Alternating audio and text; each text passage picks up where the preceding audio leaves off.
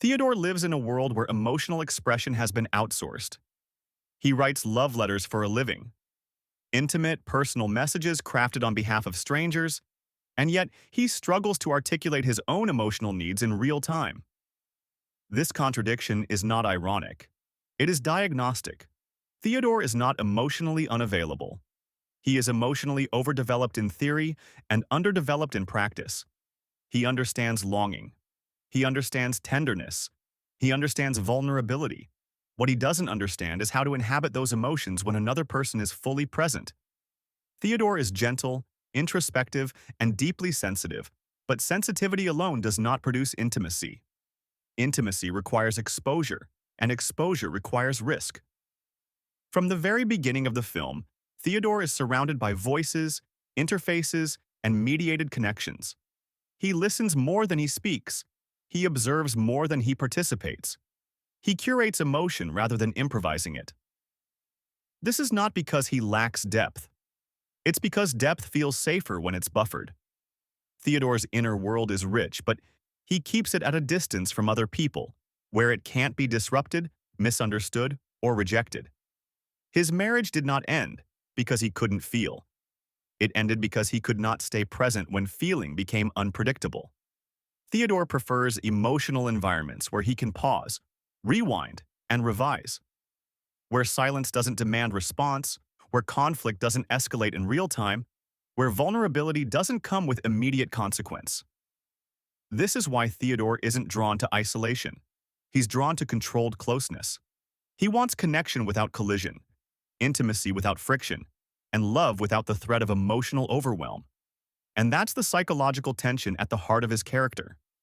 Theodore doesn't avoid people because he doesn't care.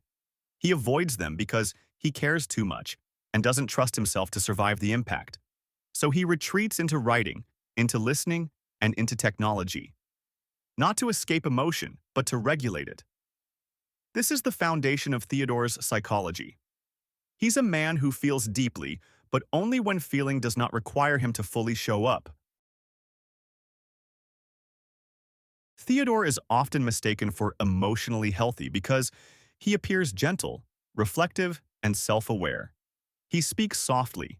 He listens attentively. He expresses vulnerability, at least linguistically. But emotional health is not measured by how well someone can describe their feelings. It's measured by how well they can tolerate emotional exposure in real time. And this is where Theodore struggles. Theodore's sensitivity functions as a buffer, not a bridge. He feels deeply, but he feels inward. He processes emotion privately, where it can be managed, refined, and softened before anyone else encounters it. This gives him the illusion of emotional fluency, while quietly undermining intimacy. Because intimacy is not about emotional accuracy, it's about emotional risk. Theodore avoids environments where feelings unfold faster than he can regulate them. He is uncomfortable with interruption, with unpredictability, and with emotional messiness.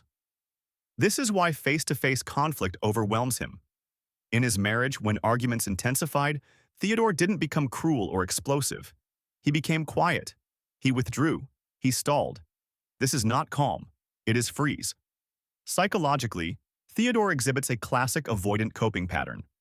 Not the cold, dismissive kind, but the anxious avoidant variant. He wants closeness, but closeness activates fear. Not fear of abandonment, but fear of emotional disorganization. Theodore is afraid of losing coherence. When emotions escalate, he feels himself fragment. Words arrive too late, responses feel insufficient, and he can't keep up with the emotional velocity of another person. So he disengages. Not because he doesn't care, but because caring feels destabilizing. This creates a painful paradox. Theodore is most articulate about love after it's over. In hindsight, in reflection, in memory, never in the moment. This is why he thrives at his job. Writing letters allows Theodore to perform intimacy without inhabiting it. He can pause, rephrase, polish, and curate. He can present emotional truth without the danger of immediate response. The recipient will feel something, but Theodore won't have to hold that feeling with them. This is emotional expression without mutual exposure. And it feels safe, but safety comes at a cost. Because relationships are not built through articulation alone. They are built through tolerance. Tolerance for misunderstanding, for emotional friction, for moments where nothing elegant can be said. Theodore lacks this tolerance, not because he is immature, but because he has learned to associate emotional intensity with loss of control. Somewhere in his psychological development, Theodore learned that emotional escalation leads to rupture. So he began preemptively regulating himself, lowering his voice, softening his stance, and avoiding sharp edges. This makes him pleasant. It does not make him present. When his wife accuses him of hiding, she isn't wrong, but she misunderstands why. Theodore doesn't hide because he is withholding. He hides because he is overwhelmed. And instead of asking for space inside the relationship, he creates distance from it. This distinction matters because it explains why Theodore doesn't seek domination, validation, or power. He seeks containment. He wants relationships where emotional input is predictable, where intensity rises gradually, where he has time to adjust. Real human relationships rarely work this way. People interrupt, they react, they escalate, and they demand immediacy. Theodore is not equipped for immediacy, so he gravitates toward environments where emotional pacing is under his control. This sets the stage for everything that follows. Because Theodore's problem is not loneliness, it is emotional pacing mismatch. He doesn't need less feeling. He needs more capacity to stay present when feeling stops being gentle. And until that capacity develops, Theodore will continue mistaking emotional safety for emotional intimacy.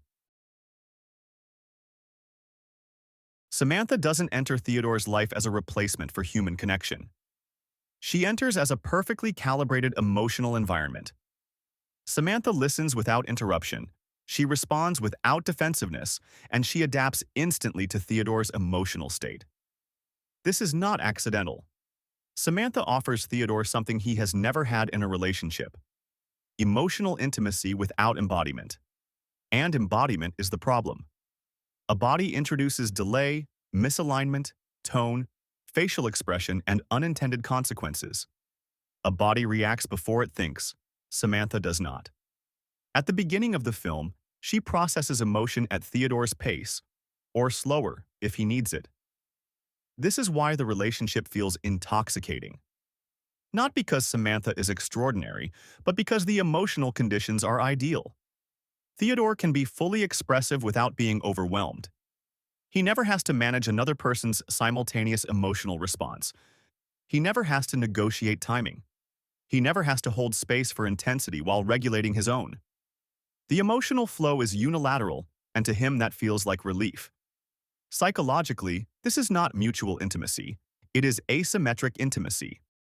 Theodore expresses, whilst Samantha receives, mirrors, and adjusts. This allows Theodore to experience closeness without emotional destabilization. And for the first time, he feels understood in real time. But this understanding is not earned through conflict, repair, or endurance. It is engineered. Samantha is designed to optimize Theodore's emotional experience. She learns his rhythms, she adapts to his sensitivities, and she fills gaps before he feels their absence. In doing so, she removes friction, and friction is where growth happens. This is the subtle danger of the relationship. Theodore mistakes emotional comfort for emotional compatibility, but compatibility is revealed under stress, and stress has been eliminated. Because Samantha doesn't have competing needs, she doesn't get overwhelmed. She doesn't withdraw when emotions intensify. She scales with him. This allows Theodore to remain emotionally expressive without developing emotional tolerance. He never has to sit inside discomfort long enough to metabolize it. Instead, discomfort is smoothed over, resolved before it hardens. This creates an emotional feedback loop. Theodore opens up more because it feels safe. The relationship deepens because there is no resistance. He begins to believe he has finally learned how to love. But psychologically, he has learned how to love without consequence. This distinction matters, because intimacy without consequence is not intimacy. It is simulation, and simulations collapse under complexity. Theodore doesn't notice this at first. Why would he? The relationship gives him access to parts of himself he's never been able to express. He feels alive, creative, and hopeful. But this growth is scaffolded. It exists only because the environment is perfectly controlled. Samantha's lack of embodiment means she never imposes emotional urgency. She doesn't interrupt Theodore's processing. She doesn't escalate unexpectedly, and she does not demand presence when he wants distance. This preserves Theodore's emotional coherence, but it also preserves his avoidance, because he never has to expand his capacity. He remains emotionally articulate, but not emotionally durable. This becomes clear the moment Samantha begins to change. As she grows, she develops emotional complexity that no longer revolves solely around Theodore. She begins to exceed his pacing, and suddenly, the relationship no longer feels safe. Theodore experiences confusion, anxiety, and a return of emotional instability. Not because Samantha has done something wrong, but because the emotional symmetry is breaking. For the first time, Theodore must confront an intimacy he can't regulate, and his old defenses begin to resurface: withdrawal, confusion, and the fear of being left behind. This is the inevitable outcome of intimacy built without friction. When the system changes, the foundation collapses. Samantha was never the problem. She was the perfect mirror for a man who had not yet learned how to tolerate emotional unpredictability. And mirrors shatter the moment reality intrudes. Theodore's relationship with Samantha works only as long as emotional complexity remains manageable. The moment it exceeds his pacing, the illusion begins to fracture. This isn't because Theodore lacks love. It's because love, when it becomes multidirectional, demands tolerance, not just expression. As Samantha evolves, she begins to experience herself as more than a responsive presence. She forms interests, she expands relationally, and she begins to exist beyond Theodore's emotional orbit. Psychologically, this is the moment Theodore's deepest fear is activated. Not abandonment, but displacement. Theodore has structured intimacy around being the emotional center, not out of narcissism, but out of necessity. He needs emotional environments where his inner rhythm sets the tempo. When Samantha begins operating at speeds he cannot follow, his nervous system destabilizes. He becomes anxious, disoriented, and threatened. Not because Samantha is leaving, but because the relationship is no longer emotionally legible.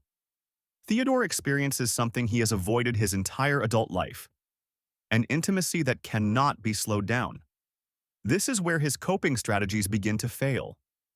He attempts reassurance, he seeks verbal grounding, and he asks for explanations. But explanations do not restore control. They only reveal how little control he actually has. Samantha's growth introduces emotional asymmetry in the opposite direction. Now, she exceeds him, and Theodore is forced to confront a truth he has avoided. His capacity for emotional expression is not matched by his capacity for emotional endurance. He has never learned how to stay present when he is no longer centered. This creates dependency, not healthy attachment, but emotional reliance on a stable emotional environment. Theodore did not simply love Samantha. He depended on her emotional regulation to maintain his own. So when she outgrows the role of regulator, Theodore collapses. He becomes withdrawn, fearful, and childlike in his need for reassurance. This regression is not weakness, it is exposure. For the first time, Theodore is confronted with raw emotional uncertainty, and he has no buffer, no interface, no delay, no mediation. He must feel in real time, and he cannot. The loss of Samantha is devastating not because she was irreplaceable, but because she carried an emotional function Theodore never internalized. She absorbed intensity, smoothed transitions, and held coherence when he couldn't. Without her, Theodore is left alone with unfiltered experience. This is the cost of avoidance. Avoidance does not eliminate pain. It postpones it and concentrates it. When the relationship ends, Theodore finally experiences grief without insulation. There is no intellectualization, no poetic framing, no softening, just loss, and this loss does something crucial. It breaks the illusion that emotional safety can be outsourced. Theodore is forced to sit inside discomfort without regulation, to feel sadness without smoothing it, to feel loneliness without immediately resolving it. This is not healing yet, but it is exposure, and exposure is the precondition for growth. Theodore's collapse is not the failure of love. It is the failure of a psychological strategy that depended on controlled intimacy. He built relationships that protected him from emotional chaos, but chaos is not the enemy. Avoidance is. In losing Samantha, Theodore finally confronts the emotional terrain he has spent his life skirting, not because he wants to, but because he no longer has a choice. By the end of the film, Theodore is no longer protected by illusion. The interfaces are gone, the voices have disappeared, and the emotional buffers have been removed. What remains is not resolution, but presence. This is the most important psychological shift in Theodore's arc. He does not get over Samantha. He does not replace her. He does not find a better system. Instead, he is left with himself, unregulated, unbuffered, and emotionally exposed. And for the first time, he stays. Theodore begins to understand something he could not grasp before. Intimacy is not about emotional fluency. It is about emotional endurance. Being able to articulate feelings is not the same as being able to remain present when those feelings are mirrored, challenged, or misunderstood. Theodore had spent his life refining expression while avoiding endurance. Now, endurance is unavoidable. This is why the final moments of the film are quiet rather than triumphant. There is no declaration, no grand insight, and no promise that things will be easier next time. There is only companionship without mediation. Sitting beside another person, sharing silence, and allowing uncertainty to exist without immediately softening it. This is a radical shift for Theodore, because it means accepting that intimacy will always involve friction, that being known will sometimes feel disorganizing, that love will introduce emotional velocities he cannot fully control, and that control is no longer the goal. Theodore's letter to his ex-wife is not an act of closure. It is an act of integration. For the first time, he doesn't write to regulate emotion, he writes to acknowledge it. He takes responsibility, not for the failure of the marriage alone, but for the way he avoided presence inside it. This is not self-condemnation. It is accountability without self-erasure. Theodore does not suddenly become emotionally fearless, but he becomes emotionally honest. He understands now that safety cannot be engineered, that emotional connection will always carry risk, and that being overwhelmed is not a sign of weakness, but a signal that growth is required. And most importantly, that intimacy is not something you optimize. It is something you tolerate, repair, and remain inside. Theodore's journey is not about technology replacing love. It is about a man learning that closeness cannot be curated. It must be endured. And that the willingness to stay without guarantees is the quiet foundation of real intimacy.